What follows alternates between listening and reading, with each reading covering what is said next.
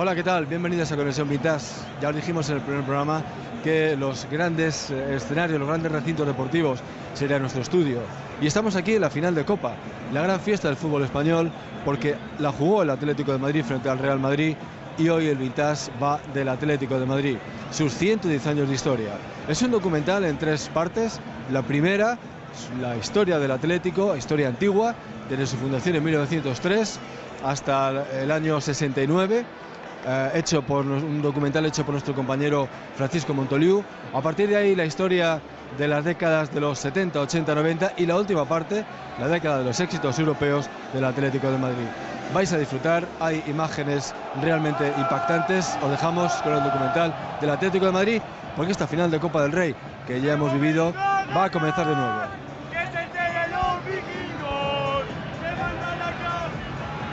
Mi vida, que ahora ya tengo muchos años, es el Atlético de Madrid. El Atlético de Madrid es pasión, y en realidad es lo que marca la historia, es el equipo del pueblo. Entonces, como equipo del pueblo, es un equipo al cual la emoción y la adrenalina que lo rodea hace que la gente vibre cuando ve jugar a su equipo. Ay, para mí es mi vida. O sea, yo he disfrutado con el club como nadie, ganando, perdiendo. Yo me siento muy atlético, qué sé yo, es decir, hasta la médula, vamos. He estado tanto tiempo, tanto de jugador como de entrenador, que es mi equipo, pero yo le estoy agradecido a todos los equipos que me dieron la oportunidad de trabajar con ellos, Mallorca, Oviedo, Barcelona, yo qué sé, todos, pero el Atlético de Madrid ha sido un poco más en mi persona y en mi forma y en mi manera de pensar.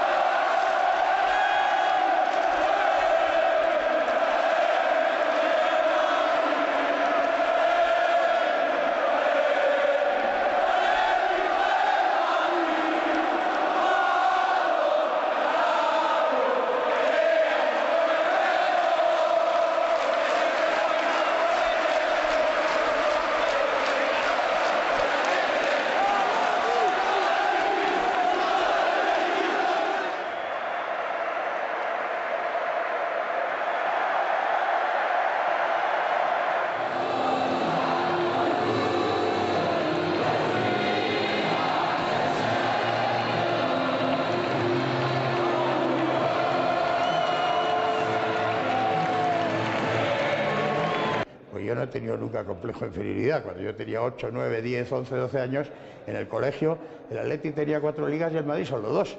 Es un caminar constante, en esa deriva que algunos han llamado muy equivocadamente la del Pupas. Al contrario, un equipo con gran fortuna y muchísima poesía, el Atleti de Madrid.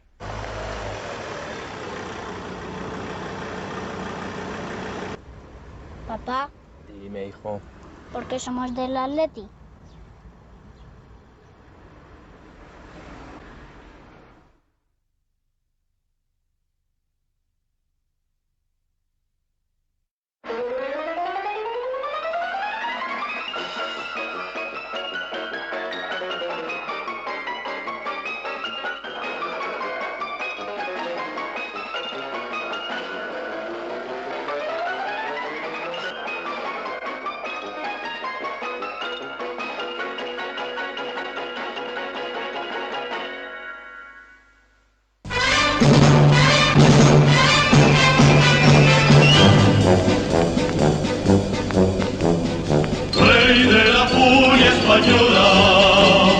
Club antiguo y generoso, eres de España aureola y del fútbol el coloso, en la liga y en la copa, o encuentro internacional. Eres siempre tú el primero, eres siempre tú el primero, por tu juego sin igual. Atlético de Madrid, Atlético de Madrid, yo seré tu seguidor, yo contigo hasta morir. Atlético de Madrid, Atlético de Madrid, el equipo campeón, los mejores. Tienes que Calleja, nací en el 45 y soy del Atleti hace 7 años. Llevo la blusa porque siento mucho los colores y yo creo que la manera de sentirlos tanto es llevándolos puestos. Y como me gusta llevarla, pues por eso me la pongo. Nos vestimos cuando venimos al campo, ¿no? Y cuando nos vamos a ir nos ponemos los abrigos o nos cambiamos de jersey. Pues no creo que no. Yo creo que la gente no se fija en mí. Yo creo que más se fijan en lo que están viendo delante del césped. Yo creo que en mí no se fija la gente.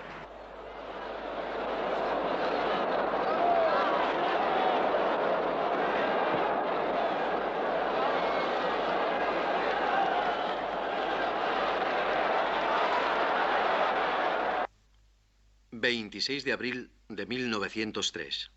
Con la insignia y los colores blanquiazules del Atlético Bilbaíno, surge a la vida en la capital de España el Athletic Club de Madrid.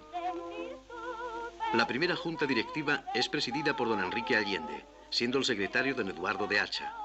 Uno de los artículos del reglamento de la recién creada sociedad es este: la Sociedad de Fútbol Athletic Club de Madrid será una sucursal del Athletic Club de Bilbao.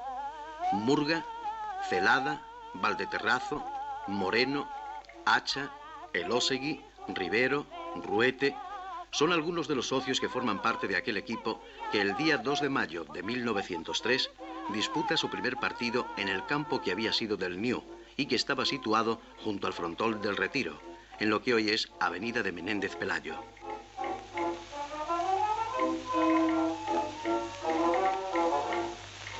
Fue vendida como joya y así se encontró. El Athletic de Bilbao, de donde nosotros procedemos porque somos, desde luego, bilbaínos, se fundó en una época en la que nosotros todavía éramos muy niños. Nuestras simpatías, lógicamente, estaban por él. Entonces, ya con nuestro traslado a Madrid, en época de estudiantes, pues nos enrolamos ya en el Club Atlético de Madrid, que en aquel momento ya formaba parte como sucursal del de Bilbao. Como tal se le conceptuaba, aunque en su régimen interior, en su organización, eran dos juntas directivas diferentes. Realmente se le titulaba sucursal, pero su organización era diferente. Una junta directiva, otra junta directiva, dos presidentes, en fin, etc.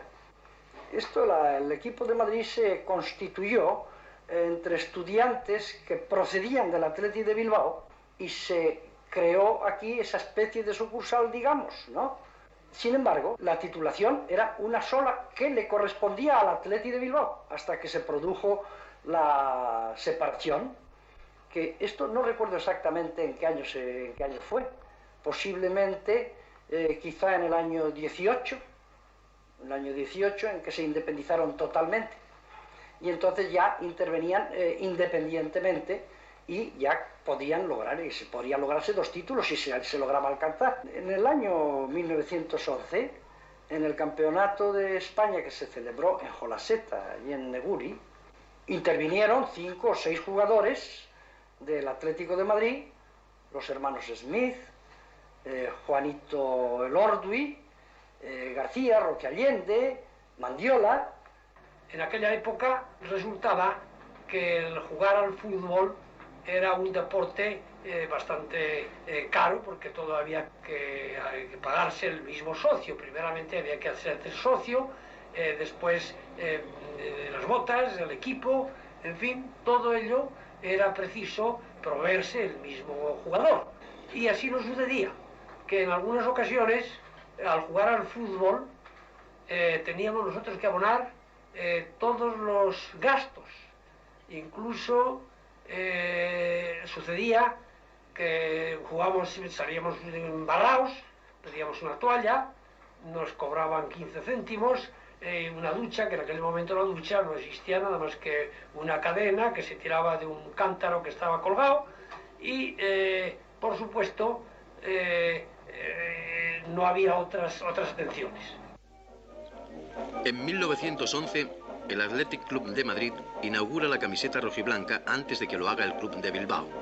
Los años del 9 al 12 son de aguda crisis, no solo para el Athletic, sino para el fútbol español en general.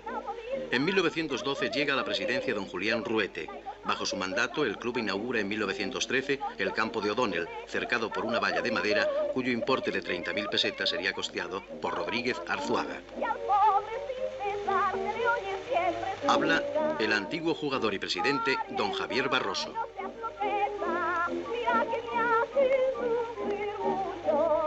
Estoy delante de un grupo de casas donde estuvo el campo del Atlético de Madrid, Atleti se llamaba entonces, donde yo vine a hacer mis primeras armas como jugador de club. Digo como jugador de club porque mi principio fue en el colegio de Nuestra Señora del Pilar, de donde salíamos casi todos los jugadores que al salir del colegio iban al Madrid o al Atleti. El primer campo vallado que tuvo el Atleti fue este. Entonces vine al Atleti con otros compañeros del colegio. Otros fueron al Madrid y allí se quedaron. Y yo ya me quedé para siempre unido a este club rojiblanco de mis amores y de mis disgustos. Pues mis primeros tiempos en el Atlético fue iniciándome en el equipo de reserva. Entonces había unos campeonatos de reservas, los segundos equipos de los clubes, que eran muy interesantes. Allí empecé jugando de todo, delantero, de medio, y en esta situación, después de haber ganado algunos años el campeonato de reservas, alternándonos siempre contra nuestro querido rival y amigo el Madrid, pues pasé al primer equipo, un poco en plan de comodín. No duré mucho tiempo en esta situación, en el primer equipo, porque llegó entonces al club el primer entrenador inglés que yo conocí en España.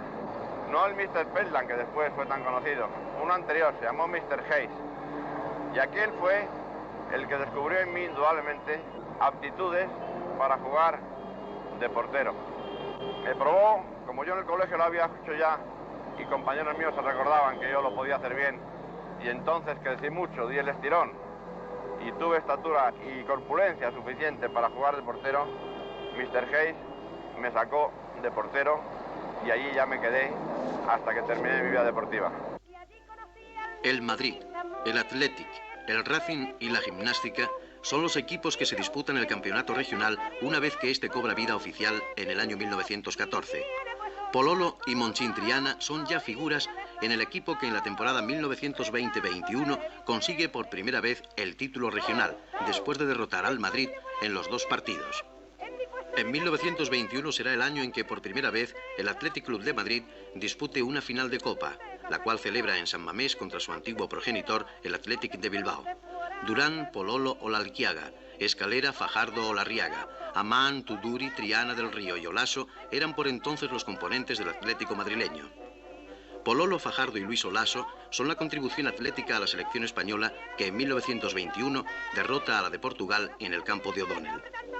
El 13 de mayo de 1923 se inaugura el Estadio Metropolitano.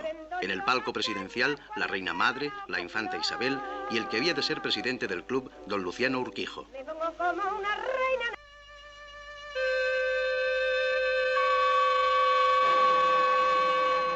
Estas prácticas de ahora no se conocían porque el fútbol era hacer goles, intentar hacer goles. E intentar hacer goles traía consigo pues que el fútbol fuera, sobre todo en el ataque, más violento, más viril. Yo cogí en aquella época, yo llamo ahora de los mataporteros, porque ahora veo que un portero es un intocable. Antes entraban la gente a los porteros y lo que más le divertía al público es que te metieran en la portería con balón y todo.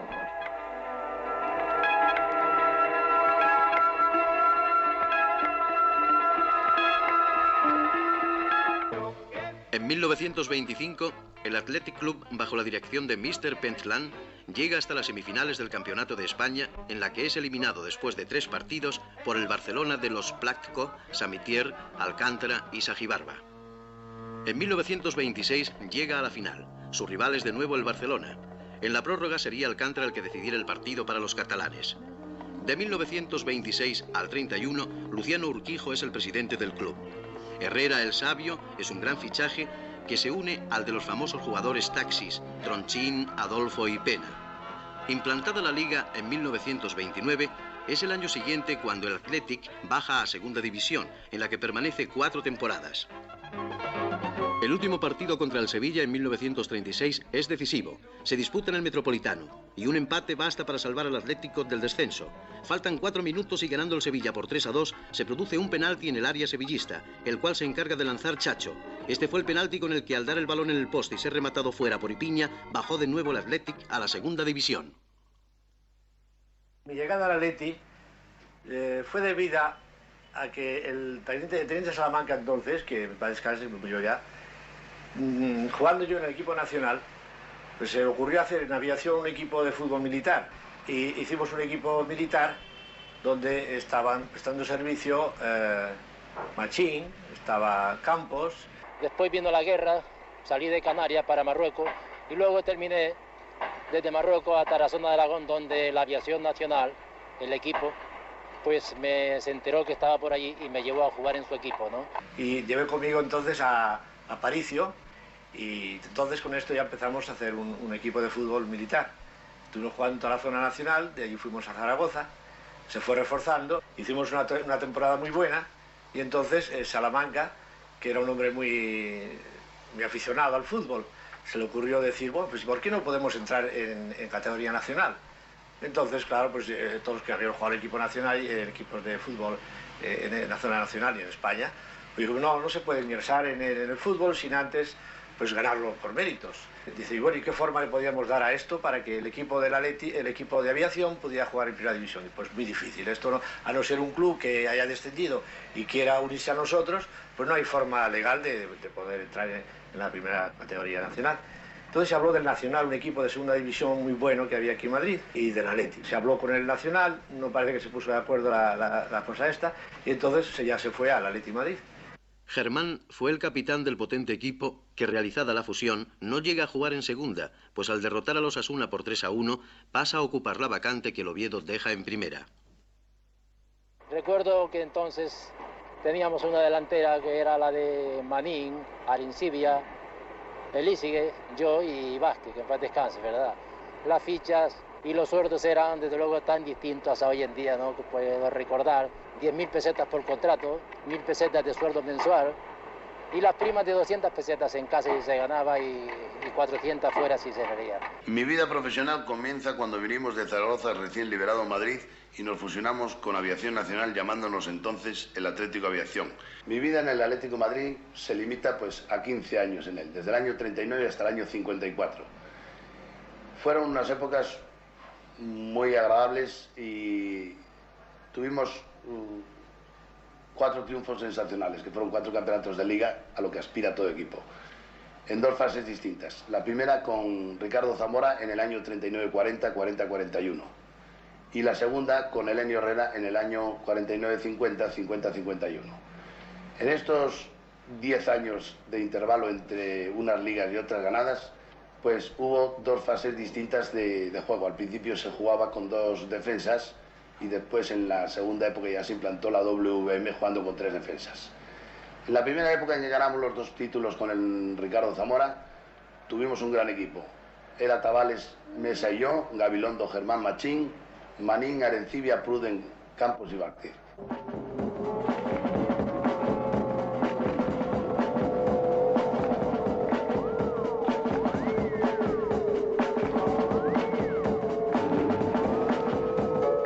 En las temporadas 39-40, 40-41 consigue sus 2 primeros títulos ligueros.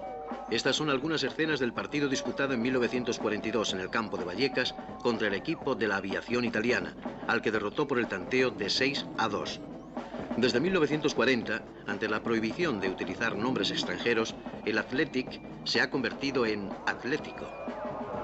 Zamora ya practica por entonces en el Atlético el sistema que posteriormente sería famoso en España con el nombre de la WM.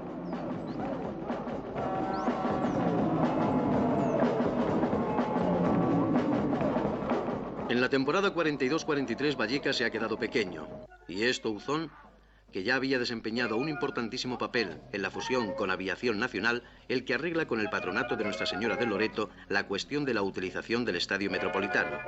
La reinauguración fue un acontecimiento. ya estaba de nuevo el Atlético en el viejo, remozado terreno del Metropolitano. Pruden ya no figura en el equipo, el cual adolece de la falta de un delantero centro. Sucesivos jugadores van pasando por este puesto: Taltabul, Martín, Juncosa, Jorge.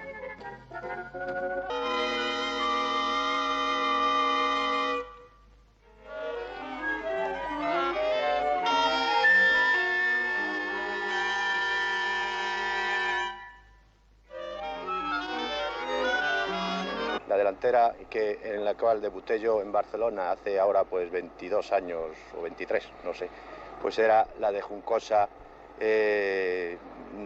Arencibia, Jorge, Campos y yo. Efectivamente yo llegué al Atlético de Madrid después de haber pasado por los equipos de Barriada, por un equipo que tenía el Banco Hispano y después por el equipo del Mediodía. Este equipo del Mediodía era medio filial del Madrid, pero a mí por H por B yo me encontré enrolado en el Atleti de Madrid y de verdad siempre he estado muy contento en este equipo. La temporada 46-47 es famosa en la historia del Atlético, pues al ser derrotado por el Madrid en el Metropolitano en un memorable partido, último del campeonato de Liga, pierde la ocasión de alzarse con el título, que de esta forma pasa a poder del Valencia. Es en esta temporada cuando el Atlético Aviación se convierte en Atlético de Madrid. Un gran acontecimiento es la llegada de los campeones argentinos del San Lorenzo de Almagro. Su actuación fue contratada directamente por don Juan Touzón. No solo en la historia del Atlético, sino en la de todo el fútbol nacional, la visita del San Lorenzo de Almagro marca uno de los hitos fundamentales. Los maestros argentinos causaron una gran conmoción con sus actuaciones en los terrenos españoles, iniciadas con la exhibición realizada ante el Atlético madrileño, al que derrotaron por 4-1.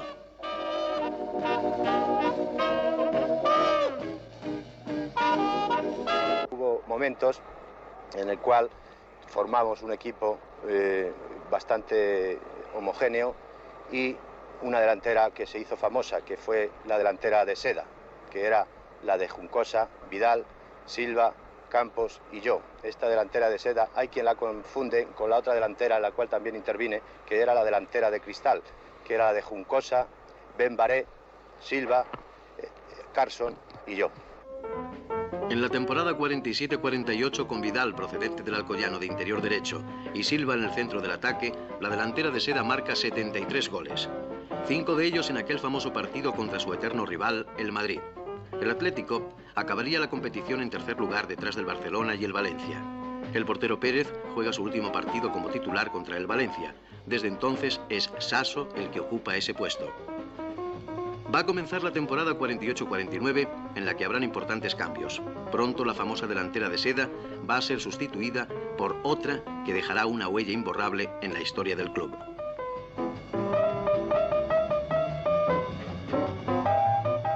El 6 de mayo de 1948 juega el Stade Français en el Metropolitano, venciendo al Atlético por 4-2. El éxito de los jugadores galos Ben Barek y Domingo es total, y poco después son fichados por el club madrileño.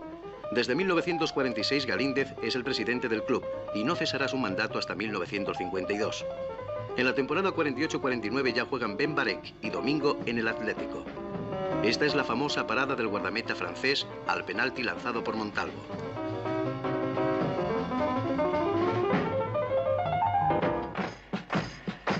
Vamos, me dicen de Pelé, me dicen de Eusebio, esto sí, le ganan a Ben Baré, le ganan en realizador, porque realizador, Ben Baré no se preocupaba nada más que de hacer el fútbol bonito, de hacer el fútbol espectáculo.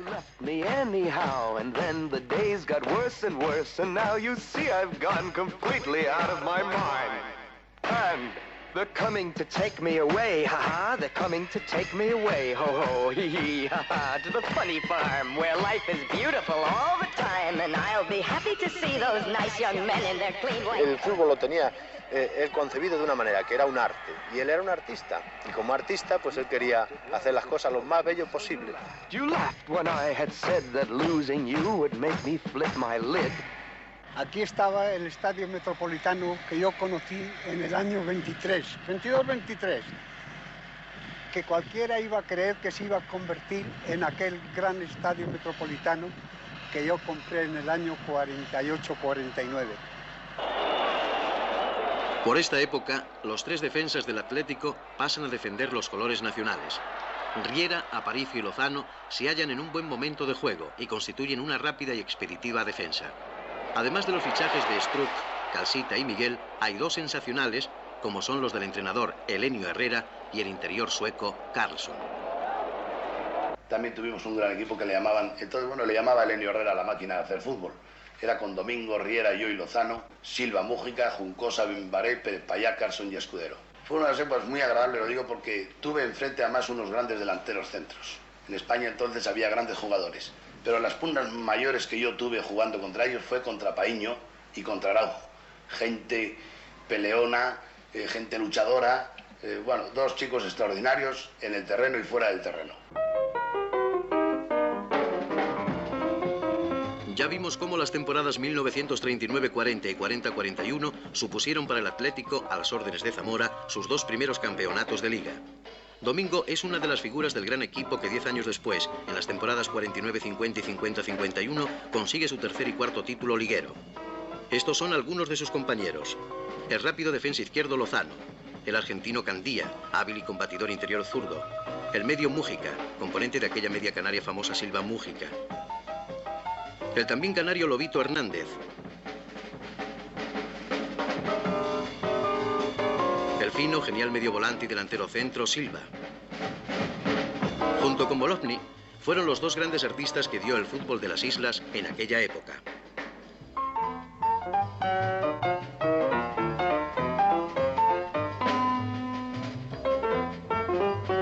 Al terminar la primera vuelta del campeonato de Liga de la temporada 49-50, el equipo marchaba en 11ª posición. Helenio Herrera vaticina en una segunda vuelta triunfal el éxito final del equipo, cosa que consigue después de una dura disputa con el Valencia. La temporada siguiente es famosa por el codo a codo que entablan durante todo el campeonato el Atlético y el Sevilla. Una muestra de la potencia del equipo la da el partido que sostiene contra su eterno rival en Chamartín, partido en el que el Atlético se muestra en toda la plenitud de un juego incisivo, desbordante y compenetrado. Domingo, Tinte, Riera, Farías, Silva, Mújica, Juncosa, Bembarek, Pérez Payá, Karlsson y Escudero formaron aquella tarde el conjunto en el que dentro de la soberbia actuación de todos destacó la del amateur Pérez Payá, trayendo de cabeza al defensa On todo el partido.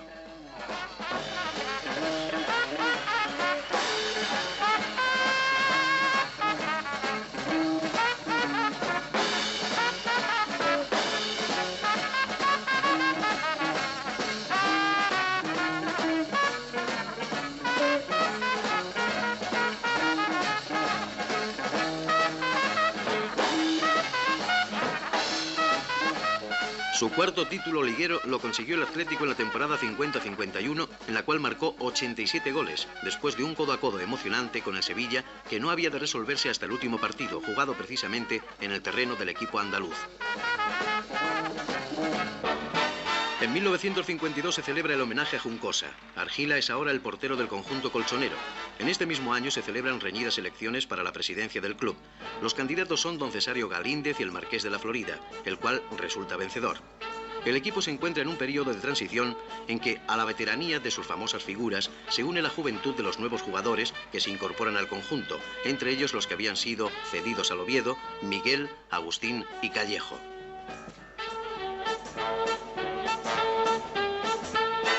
Han pasado 50 años desde aquel equipo de los Valdeterrazo, Ruete, Murga, Celada y Rivero.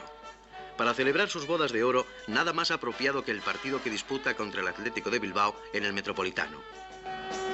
Por estos años, el Atlético no es ni sombra del gran equipo que consiguiera 2 títulos seguidos en los años 50 y 51. Escudero juega sus últimos partidos y recibe el homenaje de la afición en la temporada 54-55 en un partido disputado con el Wiener Sport Club. En el recuerdo de todos los aficionados han quedado las jugadas que aquella tarde bordaron Bembarek y Bolovny, los cuales vinieron a sumarse al homenaje.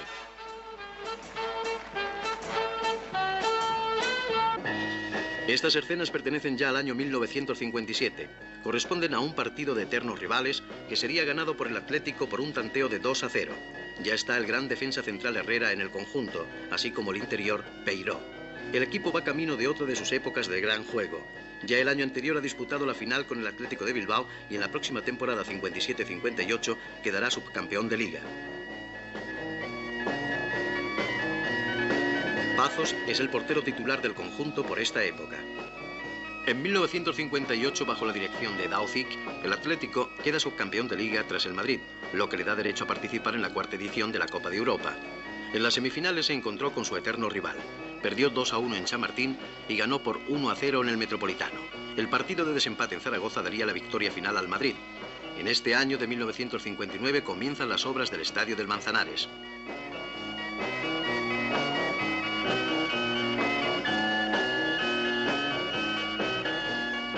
El Metropolitano tenía un encanto especial y era un campo fenomenal, en un sitio fenomenal. Y después lo grande del Metropolitano era la Gradona, que yo no sé si entraban 20.000 personas, 30.000 o 40.000. Toda la gente que iba al fútbol entraba, o sea, no se quedaba nadie en la calle. Y la Gradona, aquella de pie, era un sitio simbólico en aquella época en el estadio del Metropolitano. Figúrate un chaval que llega con 18 años de Badajoz, que no había salido nunca de Badajoz, no conocía nada, y llegas a la capital, Madrid, a un campo como el Metropolitano, y yo estaba asustado, la verdad es que asustado porque lo he comentado muchas veces, la anécdota de mi primer día en el Metropolitano. Es que a nosotros los digamos, del carro del pescado nos vestían en el vestuario visitante, ¿no? Y a mí me dieron allí unas zapatillas y unas botas y una camiseta y me vestí y había salido el equipo y yo me quedé allí dentro. Esperando que a mí me dijera alguien qué tenía que hacer. Y entró mi padre y dijo, chico, ¿pero qué hace? Que están entrenando. Entonces me sacó de la mano y me metió, él mismo me metió en la fila. ¿Estabas tú solo o había algún jugador más? Ya, había salido Hornes, estaba un chico Oriol, estaba Amador, estaba Polo y estaba yo, 5 jugadores que ficharon. Pero claro, allí pues no nos conocíamos y era una cosa extraña, ¿no? Y más sobre todo para un chico como yo que era muy introvertido y me costaba introducirme en la gente, ¿no? El Metropolitano, que te voy a contar, aquella Gradona que cada vez que se llenaba ibas para allá a tirar a la puerta, veías que aquello se te venía encima, la grada de los socios, que era impresionante porque animaban muchísimo. Nos referimos al segundo asunto, el Estadio Metropolitano y su venta. Hay gestiones de venta del Estadio Metropolitano, eso es inútil negarlo porque está en el ánimo de todos. Se han llevado con la reserva natural de estas cuestiones porque son asuntos que no deben hacerse públicos hasta que no estén concretamente resueltos. Y están estas gestiones en marcha y esperamos que muy pronto, quizás en los primeros días del mes que viene, podamos dar una respuesta definitiva a toda esa ambición que todos tienen y que nos va a resolver el problema del nuevo campo que todos deseamos. Y entonces nos vino una ocasión que nos pareció pintiparada y colosal para el club, que fue el ofrecimiento de que pudiéramos venir a lo que hoy día estamos, en este campo del Manzanares. Terrenos que eran de la canalización del Manzanares, que estaban destinados a zonas deportivas y verdes y que pudieran ser la solución de venir a nuestro nuevo campo del Manzanares, donde estoy lleno de emoción y con la ilusión de ver casi terminada una obra que, gracias a las directivas que no me han seguido y que han podido resolver muchos problemas que yo, indudablemente, con toda mi buena voluntad no pude resolver, llegaron a ser lo que esto va a ser dentro de muy poco, uno de los campos más hermosos de España.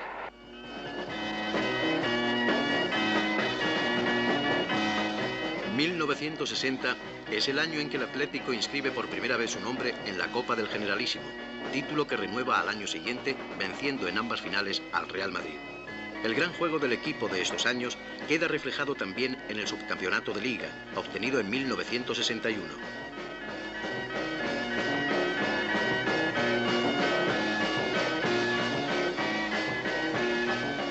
Yo empecé como todo el que empieza, por equipo de barriada. En este caso yo jugué en la Peña Nori, en el cual era una barriada de Argüelles, que aquí se formó entre amigos, se puede decir, ese equipo, y del cual hemos participado pues, en campeonato contra barrio, o sea, más bien campeonato organizado por nosotros. Después jugué en el Corpus Christi, en el cual había un gran admirador mío, que este hombre siempre me dijo que tenía posibilidades de llegar, entonces tenía solo 14 años.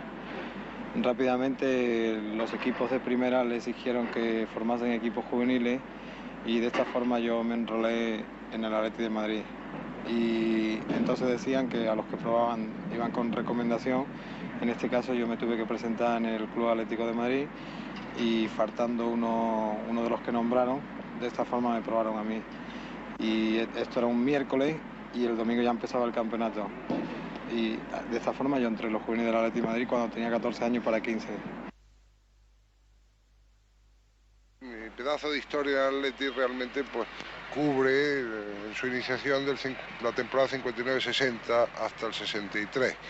Fue una iniciación realmente en que empecé por ser secretario técnico y terminé por ser un poco todo, en la etapa de la dirección de don Javier Barroso, y en donde realmente el Athletic consiguió una buena racha de éxito, como fue la Copa de España del año 60, la Copa de España del año 61, la primera Recopa y la única que hoy por hoy tenemos en España, en aquella final que hubo que jugar por 2 veces, una en Glasgow y otra en Stuttgart, que se ganó a Fiorentina 3-0. Para llegar a la final de la Recopa contra la Fiorentina, el Atlético hubo de eliminar a los equipos del Sedan, Leicester, Bremen y Motor Jena. Mendoza, Joaquín Peiró, Collar, Ufarte. Pero yo hay uno que era con el que compartía mis concentraciones, cuando íbamos concentrados, que era Ramiro, el medio brasileño del Atlético de Madrid, que su mujer se enfadaba conmigo porque dice que vivía más conmigo que con ella. Y compañeros en su madre, y después mi amigo del alma, y les quiero dedicar un saludo especial y un cariño especial por Madinabeitia, a mi compañero, que desgraciadamente ya no está con nosotros, y después mi cuñado Jesús Glaría, que tampoco está ya con nosotros, que fueron gente muy arraigada conmigo, y me llevé con ellos sensacional, como me sigo llevando con Calleja, con Rivilla, con Grifa, aunque viven en Argentina. Eran mis amigos del alma. En el segundo partido, que se disputó en Stuttgart, el portero español Medinabeitia mantuvo su portería a 0, mientras que el gran guardameta Albertosi, rival durante muchos años de Dino Zoz en la selección italiana, encajó 3 goles, con la firma de Jones, Mendoza y Peiró. Vamos a acompañar estas imágenes de Nodo con las más actuales de la victoria del Real Madrid sobre el equipo húngaro del Videoton en la última final de la Copa de la UEFA.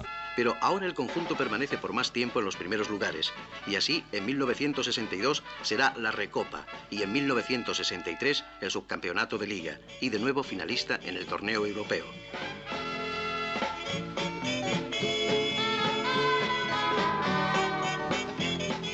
Al año después volvimos a jugar la Recopa y perdimos contra el Tottenham la final.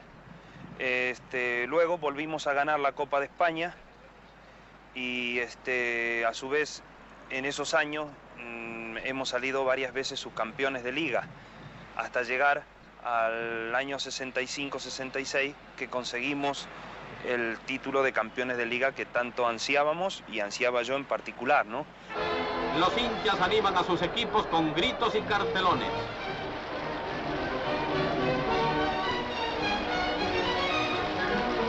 Los capitanes Yarza y Collar cruzan banderines de paz ante el árbitro, señor Pintado. Y comienza el duelo con el saque del Atlético. Las fuerzas se presentan teóricamente igualadas, pero en el primer tiempo domina el Zaragoza. Hay quien practica la música de viento. Avanza Mendoza, que intenta centrar.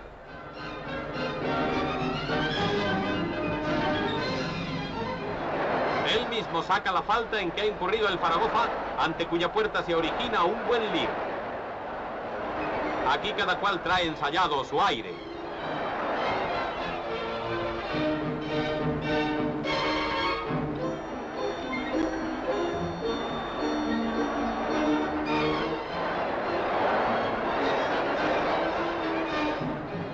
A los 20 minutos del segundo tiempo sobreviene el único gol del encuentro, obra de Cardona tras un rechace de Yarza.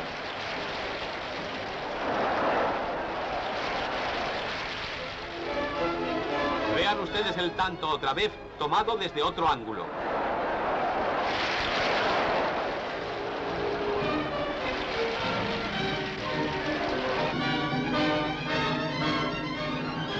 Por fin el resultado es favorable al Atlético, que termina victorioso el juego y se proclama campeón entre el entusiasmo de sus seguidores.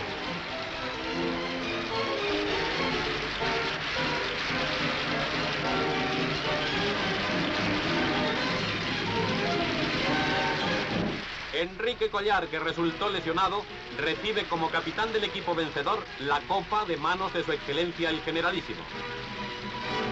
Entrega el trofeo a su vez al presidente del club, señor Calderón, como homenaje de los jugadores antes de dar la vuelta de honor.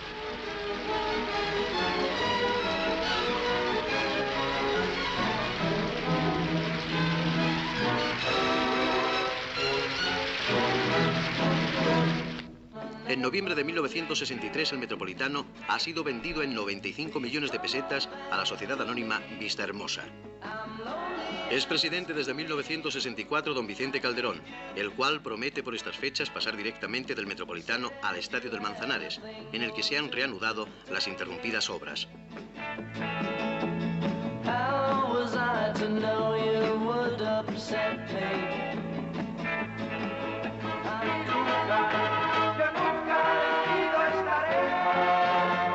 En la temporada 1965-66, al cabo de 15 años, campeones de Liga.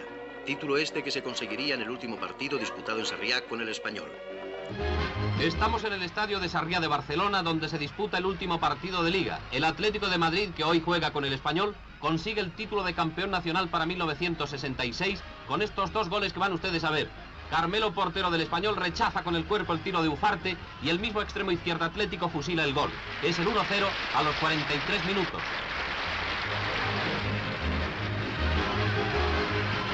Los atléticos reciben inmediatamente otra inyección de alegría con el tiro del defensa Grifa, que remata la jugada de Collar. 2-0. Ya se consideran campeones los rojiblancos.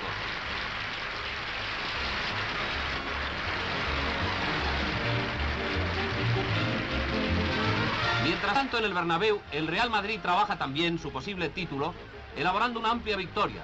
El campo registra un lleno de público y de transistores con los que se sigue el decisivo encuentro de Barcelona. El pentacampeón, haciendo honor a su nombre, marcó 5 goles al Mallorca.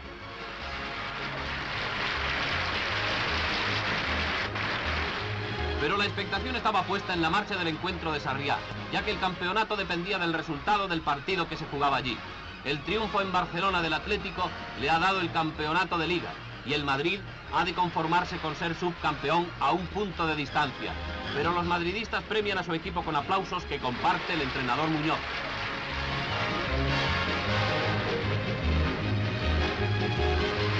En Barcelona, Balmañá y Collar cantan el alirón, mientras la hinchada atlética, que acompañó a su equipo hasta Barcelona, se lanza al campo.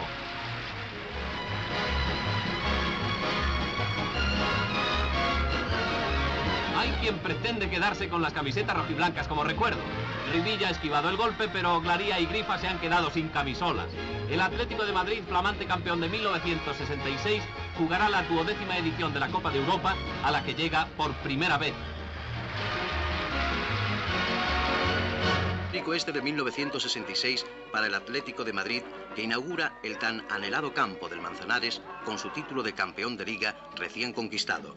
Todos los contratiempos han sido superados y por fin, el 2 de octubre de 1966, con el partido contra el Valencia, el Estadio del Manzanares entra en la historia del Atlético de Madrid como sucesor del Metropolitano. So come on back and see just what you mean to me. I need you. El interior Luis sería el autor del primer gol logrado en el nuevo campo con este remate de cabeza. That's when it hurt me. I'm feeling like this. I just can't go on anymore. Soy socio del Atlético de Madrid desde hace aproximadamente 20 años, pero en realidad seguidor desde el año 40. Era la época en que este Atlético de Madrid hoy se llamaba Atlético Aviación, y mi añoranza con mis entusiasmos por este equipo vienen porque en el mismo jugaban Aparicio, jugaba Germán, gente allá de la montaña, donde yo he nacido. Poco podía imaginarme yo, por aquel entonces, que años más tarde llegaría a ser presidente del club de mis amores, en unas circunstancias muy especiales y muy críticas para el mismo. Eran momentos cruciales, el Metropolitano estaba vendido por mis antecesores y tenía que pesar sobre mis hombros el construir rápidamente lo que hoy es el Estadio del Manzanares. Era mucha la lucha que iba a tener que mantener y yo no sé si fueron mis entusiasmos quizá los que minimizaron el grave problema que suponía y que supone hacer un campo de fútbol de la categoría que es el Estadio del Manzanares.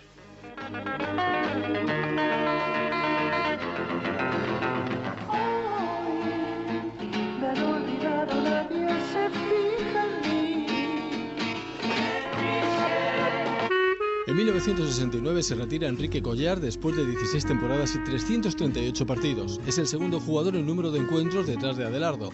Una Recopa, una Liga y 3 Copas en su palmarés. Formó con Peiró un dúo de ataque en el Atlético de Madrid bautizado como el Ala Infernal. Arrancaba otra época, de triunfos, una década prodigiosa en títulos en juego. El Atlético de Madrid se convertiría en el tercer equipo español en número de títulos. Marcel Domingo dirigió al equipo que ganó la Liga 69-70. La sexta liga de su historia. Domingo fichó por 3 años pero estuvo solo 2 temporadas. Marcel Domingo, como luego lo haría Luis Aragonés, fue el primer jugador en ganar la liga con el Atlético como futbolista y como entrenador.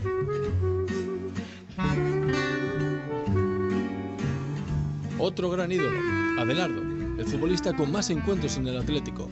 369 partidos, el que más títulos ha ganado, 10 entre ligas, Recopa, Copas e Intercontinental. No nos extraña que el doctor Ibáñez tratara con mimo sus aductores en este reportaje del nodo de la Liga que ganó en el 70 junto a Marcel Domingo. Muchas veces, casi cotidianamente, han de cumplirse una serie de rituales. El masaje de los jugadores y la terapéutica de las lesiones que el duro esfuerzo deja en su anatomía. La forma física y técnica.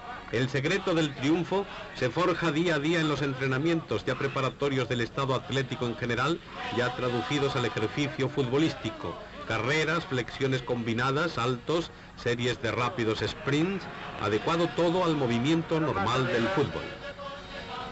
Dos, rápido. ¡Ah! ¡Otra! De las camisetas rojiblancas van surgiendo una serie de fisonomías habituales. Rodri, Ufarte, Gárate, Melo, Orozco y el capitán Calleja, que con sus compañeros ganaron la Liga. La hora de la verdad en el terreno pondrá en su punto logros y aspiraciones al cabo de una serie larga de 30 partidos. El Atlético juega en su familiar terreno del Estadio del Manzanares, una gran obra del club. Es curioso recordar que el que habría de resultar campeón de Liga perdiese el primer partido en su campo contra el equipo de Las Palmas, puntero de la temporada anterior. Un gol oportuno de León rematando un rebote junto al poste comenzó a complicarle el panorama al Atlético. Los ánimos se encrespan, un hincha cae al suelo en su mini invasión del terreno y los canarios marcan otra vez por medio de Trona.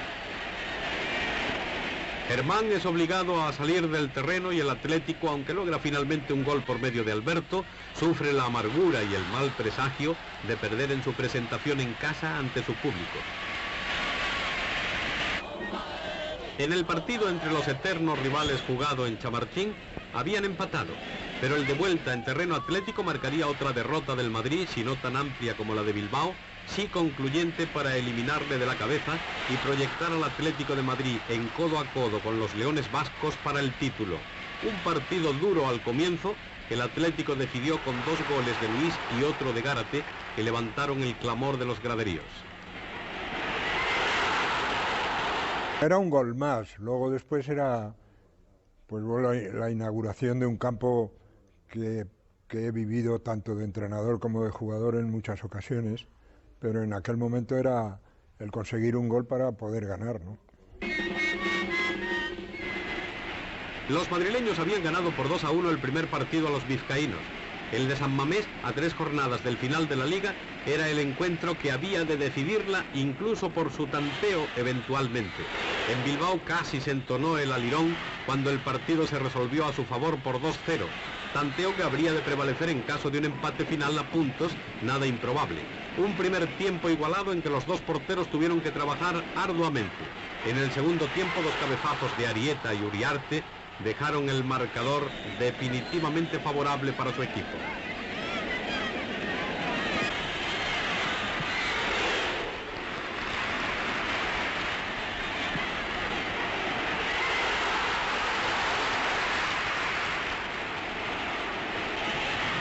Al final Luis no pudo marcar un gol que parecía ya hecho y el Atlético bilbaíno se alzó con un punto de ventaja. Todo había de decidirse en la última jornada que dio a la Liga una emoción inédita. Si el Atlético de Madrid ganaba en Sabadell, era campeón. En otro caso lo sería el de Bilbao si atinaba a vencer en San Mamés a un Celta que ya se jugaba poco. Era una final en dos campos. El Sabadell se defendía del constante ataque de los madrileños. El Celta, por su parte, acosaba la puerta de Iríbar.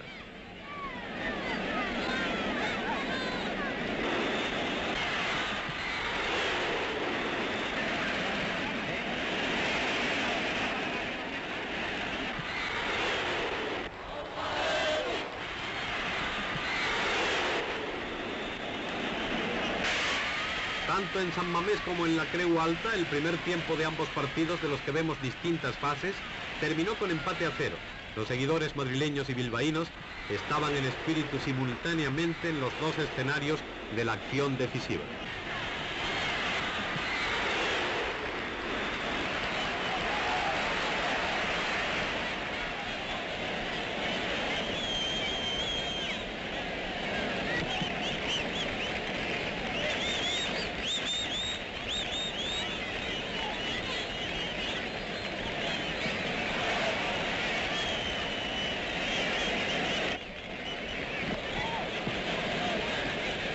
Hecho insólito en la historia de la competición liguera, el campeonato se iba a decidir en dos sitios distintos y en 45 minutos jugados simultáneamente.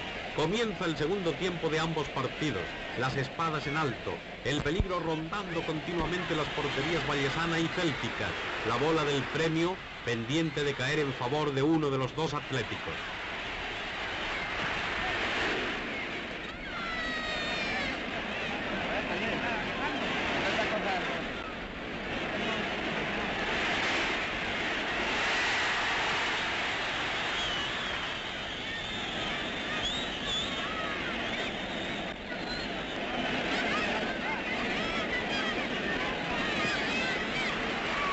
Ufarte logra el primer gol en la Nova Creu Alta en medio del contenido de sus seguidores. Todavía en San Mamés era posible con una diana conseguir la igualada. Pero en el campo de los Laneros, Calleja, al sacar una falta, rubrica el triunfo atlético madrileño en una carrera contra el reloj, difícil de superar por los bilbaínos.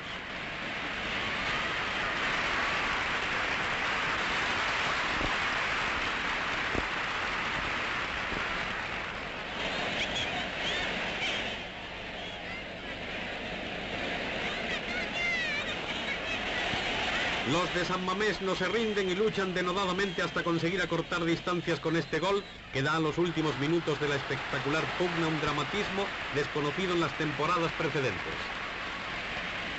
En la gran cátedra del fútbol español hay un hálito de esperanza, pero en la Nueva Creu Alta el entusiasmo desbordado de la multitud de seguidores madrileños celebra el triunfo final de su Atlético.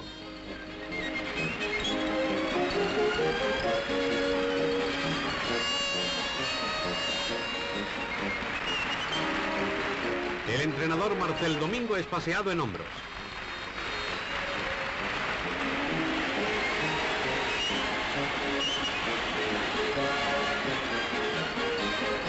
Estos jugadores son los que han conseguido para el Atlético de Madrid, junto con algunos otros ausentes en la jornada definitiva, el título de campeón de Liga 1969-1970.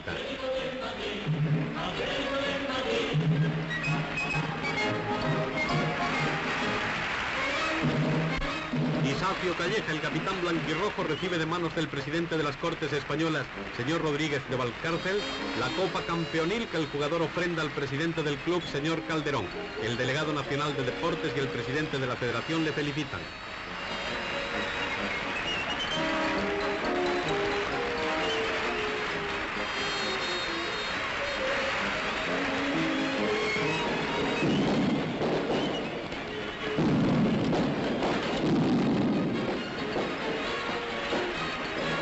Al campo entre el homenaje de las ovaciones es el broche feliz a la consecución del más difícil trofeo del fútbol español, que el Atlético de Madrid obtiene por sexta vez en su brillante historia. La Liga fundamentalmente es el torneo más importante porque es el que dice si eres mejor equipo o no eres mejor equipo, ¿no? Todo lo que sea Champions y todo lo que sea son a partidos a doble partido y con muy poca duración, y los torneos de liga son los más importantes. Y era, yo gané 3 como jugador y una como entrenador, es importantísimo, sí.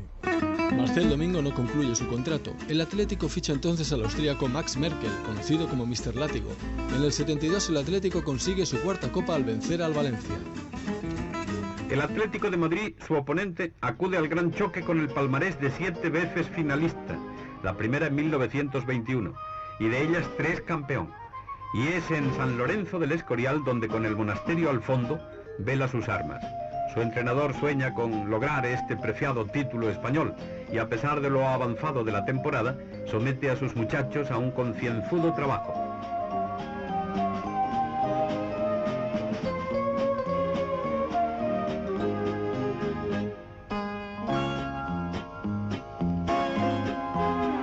Max Merkel es un convencido de que la forma física juega un papel decisivo en estos encuentros.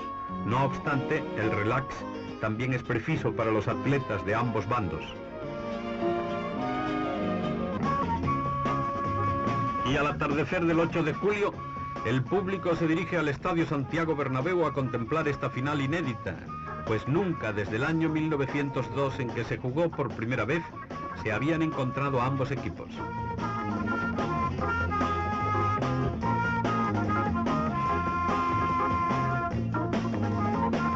Los partidarios de los clubes hacen gala de su entusiasmo y, con sus gritos de aliento, con sus distintivos y pancartas, ponen la nota de colorido propia de estas finales.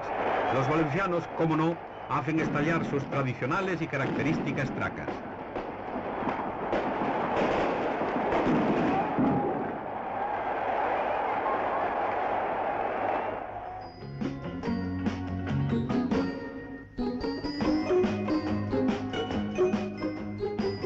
Tensos, nerviosos y en silencio, los jugadores aguardan el momento de saltar al campo.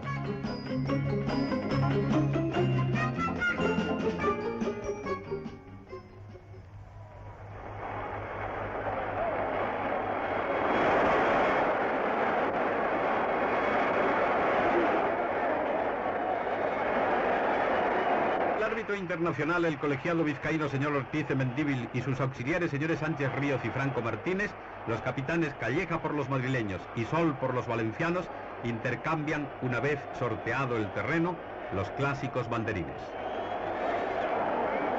Se juega con ardor, pero a pesar de la pasión con que se disputan estos partidos y en los que inevitablemente se producen algunos choques, el espíritu deportivo de los jugadores prevaleció en todo momento.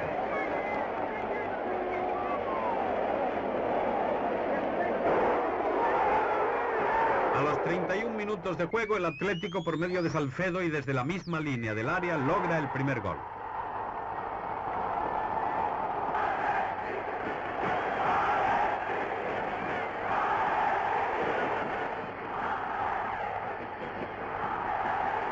Pero la alegría en los rojiblancos, tanto jugadores como partidarios, no dura mucho, ya que 4 minutos más tarde, Valdés, en un tiro que rebota en el suelo, sorprende a Rodri.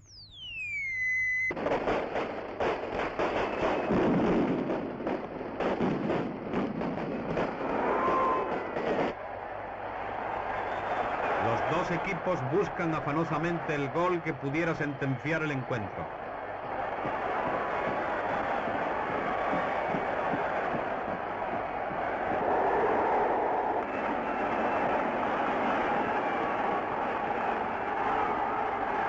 Gol que a los 17 minutos de esta segunda parte sube a la casilla madrileña por mediación de Gárate, que en un impecable remate de cabeza logra batir a Meléndez.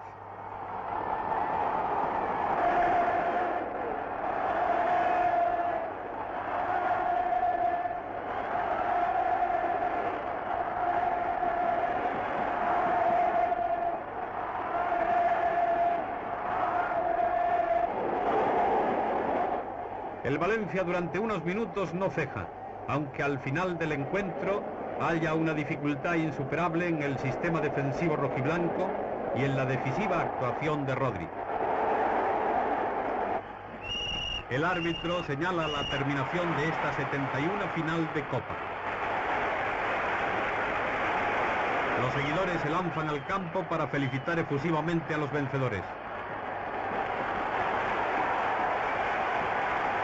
El veterano Isacio Calleja, capitán del Atlético de Madrid, con 14 temporadas al servicio de su club, sube al palco para ser intérprete de esta siempre emocionante ceremonia.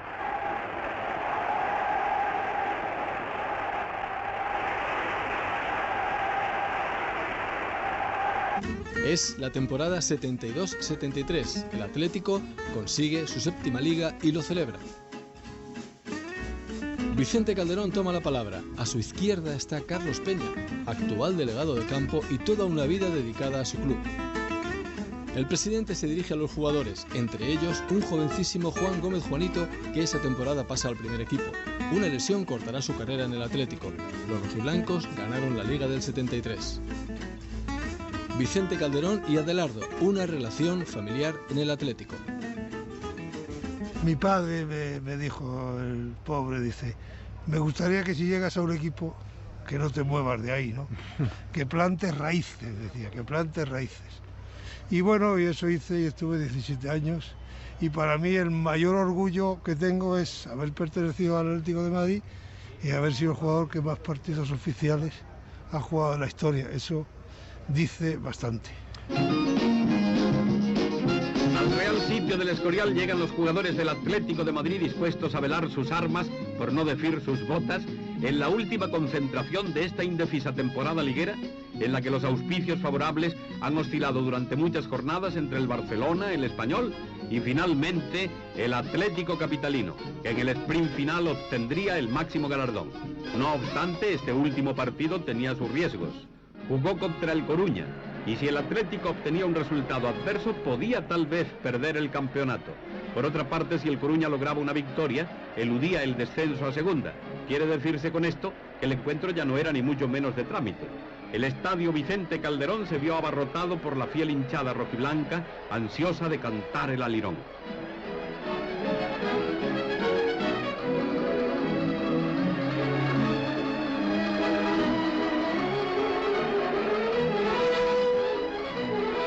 El Coruña no lo hizo mal y durante el primer tiempo rondó peligrosamente la portería colchonera. El Atlético, como es lógico, no se durmió. Así y todo, casi hasta el final de la primera parte, el marcador no se vio alterado.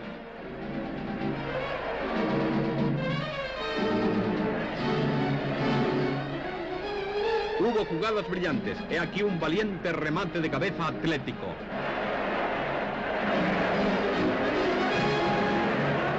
Y una oportunidad coruñesa.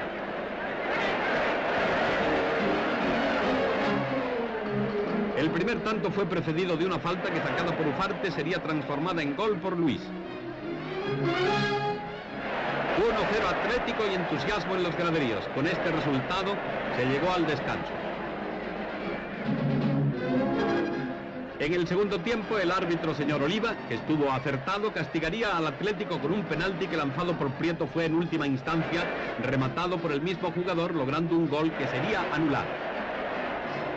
A los 18 minutos, Luis pasa a Adelardo, que consigue el segundo tanto Atlético. El flamear de banderas y pancartas empieza a bordear lo indescriptible. Irureta pasa a Gárate, que marca. Es un 3-0 que deja la victoria en casa. Algo después, Prieto lograría para el Coruña el tanto del honor.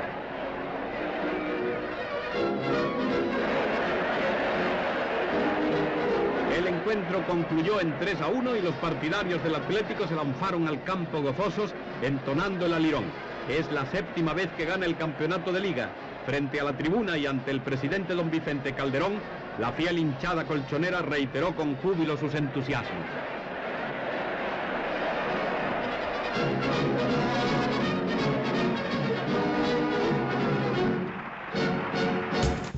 Y en el 73 llega el argentino Juan Carlos Lorenzo, que había sido jugador rojiblanco desde el año 54 al 56, jugó poco y solo marcó 3 goles. Lorenzo había sido campeón con San Lorenzo de Almagro en el 72. Se incorporan al club los argentinos Ayala y Heredia, 2 grandes jugadores en la historia rojiblanca. Con ellos, el Atlético fue segundo en la Liga y finalista de la Copa de Europa en mayo del 74. Esta noticia ya es historia, pero a veces recordar es, como afirmaba el estribillo de una canción un poco camp, volver a vivir. Estamos en Bruselas, contemplando el desfile de euforia que inundó las calles de la capital belga en los días que precedieron al encuentro entre el Atlético de Madrid y el Bayern de Múnich. Euforia y entusiasmo que luego se extendieron por los graderíos del estadio en apoyo, como es natural, de unos y de otros. El encuentro, que fue arbitrado por el colegiado belga señor Loró, tuvo 2 tónicas muy definidas. Durante el primer tiempo, que fue de gran belleza futbolística, ambos conjuntos se mantuvieron muy nivelados y a los ataques del Bayern respondió el Atlético de Madrid con sus perfectos avances.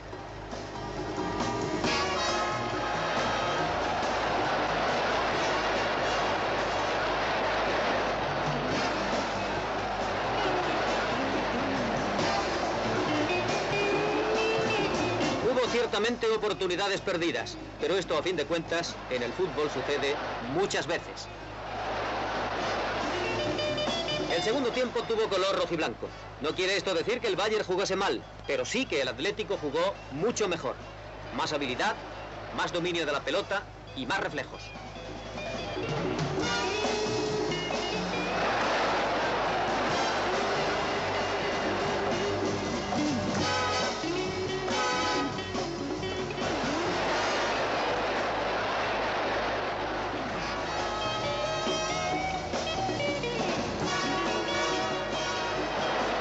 El tiempo transcurría sin que el marcador se moviese.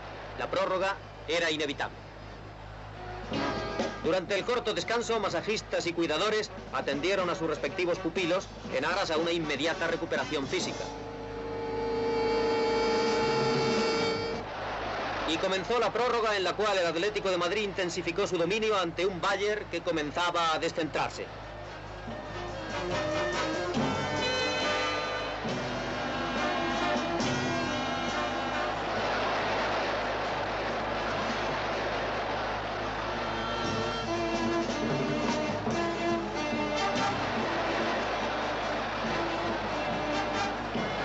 En la segunda parte de la prórroga, una falta contra el Bayern fue sacada por Luis con su habitual pericia. 1-0 cuando el partido concluía. Desolación en el Bayern. Ya cuando pasó la barrera ya canté el gol porque sabía que no podía llegar el portero, ¿no? O sea, yo entrenaba bastante en las faltas y conseguí unos rigores importantes, ¿no? Un encuentro al parecer sentenciado, pero no fue así. ¿Qué ocurrió entonces? Pues quizá que el Atlético actuó deportivamente en vez de perder el tiempo y a pocos segundos del final se produjo el gol del empate. Lo demás ya es conocido. 2 días después, un Atlético de Madrid falto de muchos titulares, injustamente sancionados por la UEFA, hubo de jugar otra vez contra los bávaros del Bayern y en este decisivo encuentro los rojiblancos perderían el campeonato de Europa, no sin que se dejase de reconocer sus grandes merecimientos.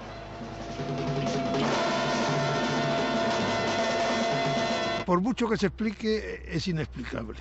O sea, es imposible porque ya entonces había un reloj detrás de la portería y nosotros mirábamos y la aguja estaba ya llegando al minuto 45. Es difícil, tiene difícil la explicación porque la distancia era muy grande y el no salir a presionarle cualquiera de los defensores o de los medios, pero la jugada viene de una pelota que pierde Gárate y ahí la coge Schwarzenberg y dispara desde, no tantos metros como mucha gente dice, pero sí con una distancia que a Reina era difícil. Reina no la debió de ver bien por algún compañero que se metió por el medio o algo así, porque si no él llegaba. Y me acuerdo que yo marcaba Juenes, y Juenes le dice al entrenador, ¿qué hago? Pues al vestuario. Y yo le digo a Lorenzo, ¿qué hago? Detrás de él. Y vamos los dos por la banda, yo marcándole. Yo marcando. Vale. A mí me dijo que le siguiera, que no le dejara. Y yo, pero no me voy, no, márcale. Y el tío se iba ya para el vestuario y yo detrás mirando los dos, la pelota y tal, y vemos cómo entra, él sale corriendo, pega un bote y yo me caigo redondo. O sea, redondo me caí, ya pegado al banderín de córner. Pero el fútbol es eso, hay que jugar los 90 minutos y los que te amplíe el árbitro.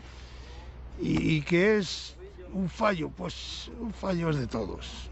Ahí estuvimos todos, que no es que no supimos, sino que, bueno, el de ahí arriba te dijo que no. Eso es empate y empate. Porque luego ya el segundo partido ya estaba machacado. Porque es que además en aquella final nunca había habido segundo partido y eso fue... Nosotros estrenábamos todos, ¿no? Y nos dijeron, bueno, pues vamos a ver, la UEFA dice, a ver cómo sale el segundo partido. Y allá que fuimos nosotros y nos tocó el segundo partido. Que en aquel momento, si jugábamos la prórroga y los penaltis, seguramente, no sé si hubiéramos ganado, pero era otra cosa. En la temporada 74-75, Juan Carlos Lorenzo destituido como entrenador. El club nombra a Luis Aragonés, que se acostó como jugador y se levantó como entrenador. Como futbolista, dejó un registro de 262 partidos y marcó 173 goles, máximo anotador rojiblanco en todas las competiciones. Fue pichichi en el año 70 junto a Gárate y Amancio. Su primer título fue la Intercontinental de 1975. Recibirme bien, difícil de asimilar para mí, pero bueno, el presidente ya me había dicho que podía hacerlo muy bien y tal, y decidí el tomar la iniciativa y la oportunidad de poder hacerme entrenador. El Bayern de Múnich renuncia a jugar la final de la Copa Intercontinental del año 75 como campeón de Europa. Y así, el 10 de abril de aquel año, en el partido de vuelta en el Calderón, el Atlético de Madrid vence a los argentinos del Independiente de Avellaneda y se proclama campeón de la Copa Intercontinental, su segundo título internacional en su historia. El Atlético de Madrid, el Fútbol Club Barcelona y el Real Madrid son los únicos equipos de España que han sido campeones del mundo a nivel de clubes. Pero el Atlético jugó con más furia y creó peligrosos contraataques por las bandas.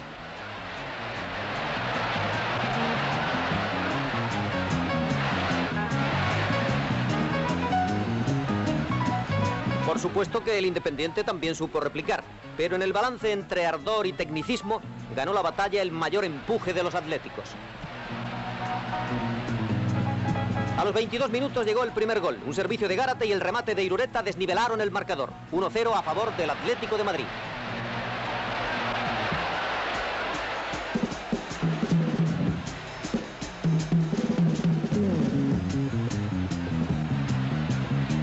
Y comenzó la segunda parte presidida por similares características. Más técnica por parte argentina y más coraje por el lado español.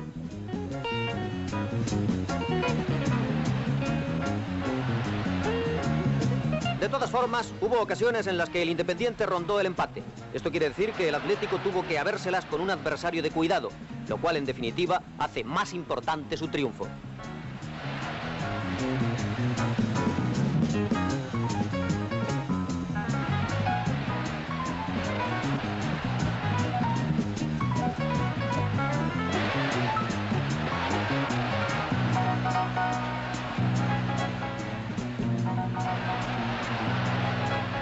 El segundo tanto llegó cuando el partido concluía. Heredia saca un golpe franco, tras varias incidencias recoge el balón Ayala y marca.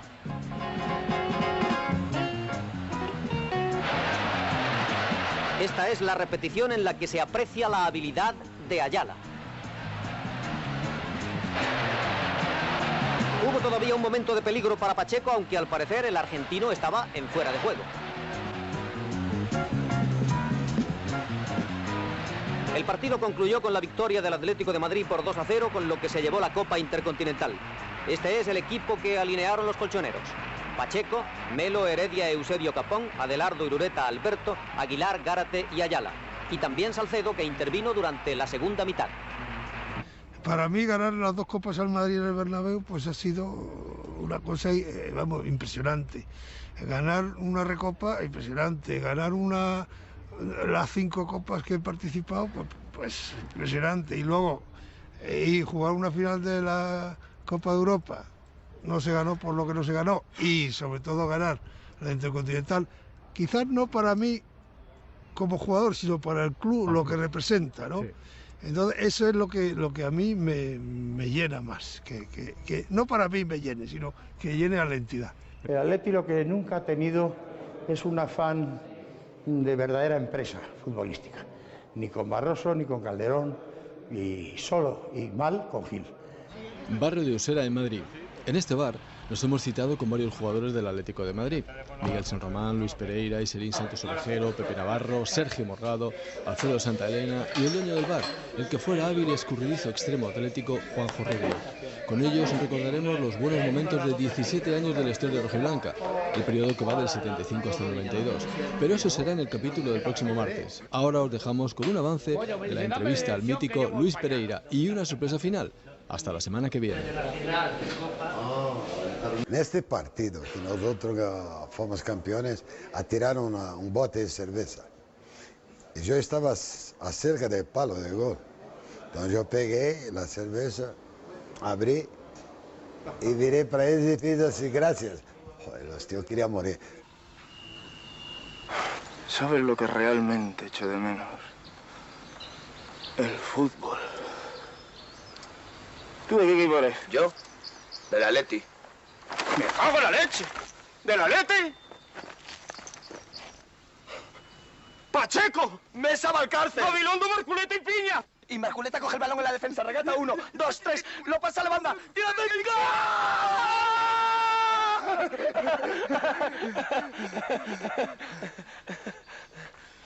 Vete. ¡Que te vayas! ¡Aupa, Atleti! ¡Aupa!